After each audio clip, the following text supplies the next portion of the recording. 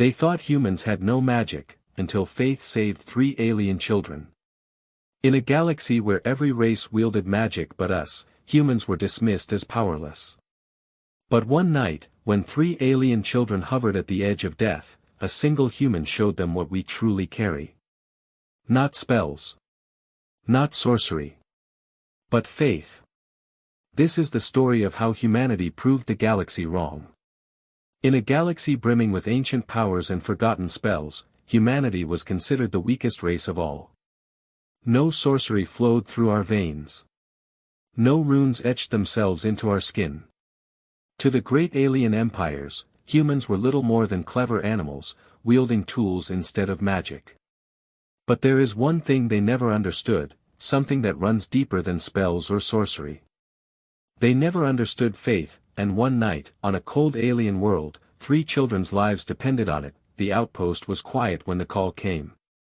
A frantic alien mother stumbled into the human quarters, her eyes glowing faintly under the moons. She carried 1 child in her arms, while 2 others clung desperately to her robes. Their breaths came ragged, their skin pale with sickness. "They are dying," she cried in her native tongue, her voice breaking. "Please, someone, anyone, help them." The alien healers had already failed. Their magic, so powerful against wounds and curses, faltered against this sickness. The children's energy flickered like candles in the wind. The others turned away in sorrow. But one human stepped forward. A young medic named Samuel. No runes marked his hands. No power shimmered in his eyes. All he had were his worn gloves, a simple satchel, and something no alien could see, the fire of faith. "They will die," one alien elder whispered. "The human has no magic. Nothing he does will matter." Another scoffed. "Humans cannot heal without potions or charms. They are powerless."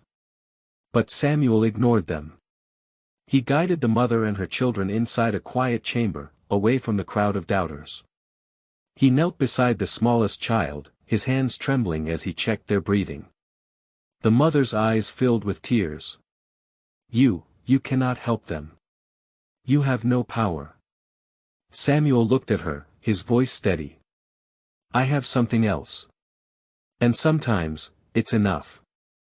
He worked with what little he had, water, cloth, and his training.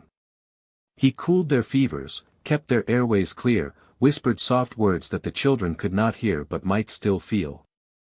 Hours passed. Sweat beaded on his brow. His tools were pitiful compared to the shimmering spells of alien healers, but he refused to stop. The mother watched, torn between hope and despair. "Why do you try so hard, human? When all others say it is impossible?" Samuel paused, his hand on the frail chest of the youngest. "Because I believe it isn't." She frowned, uncomprehending. "Belief? That is not power." He met her gaze. "It is the greatest power we have." When exhaustion finally dragged at his limbs, Samuel bowed his head. He knew he had done everything medicine allowed. Now, only one thing remained. He clasped his hands, closed his eyes, and began to pray. Not to gods of flame or shadow, not to spirits of the stars. His prayer was simple, raw, born of desperation and hope. He prayed that the children would live. The alien mother stared, bewildered. What are you doing?" Samuel whispered, his voice shaking, "I'm asking for strength beyond my own." The room grew still. Even the feverish cries of the children seemed to quiet, as though the universe itself leaned closer to listen. Minutes passed. Then, something subtle shifted. The smallest child's breathing steadied. Their trembling eased. A faint flush of color returned to their cheeks. Then the second child stirred, eyes fluttering open with a weak but living spark. The mother gasped, falling to her knees beside them. This is impossible." Samuel's tears spilled freely, but his hand stayed firm as he continued his prayer. "Not impossible," he murmured. "Just unseen. The third child, the weakest of all, gave a sudden cough, and then, slowly, drew in a long, clear breath. By dawn, the children slept peacefully, their fevers broken. When Samuel opened the chamber door, the alien elders stood waiting. Their faces, once proud and certain, now wavered in disbelief. "You have no magic," one whispered. "No spells. No power." Samuel shook his head. "We have something you never cared to understand. We have faith. Faith in life, in love, in something greater than ourselves. Sometimes, that's enough to move mountains. Sometimes, it's enough to save lives." The mother emerged behind him, her children safe in her arms.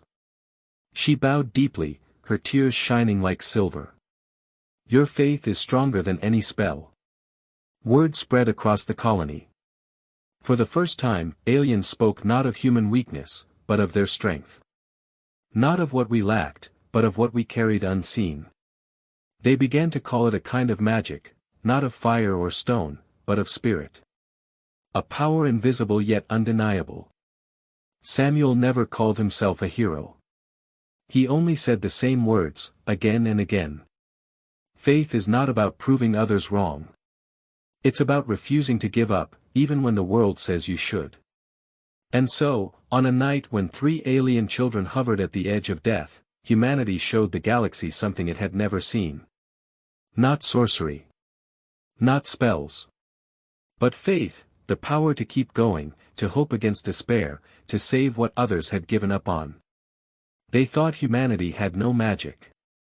But they were wrong.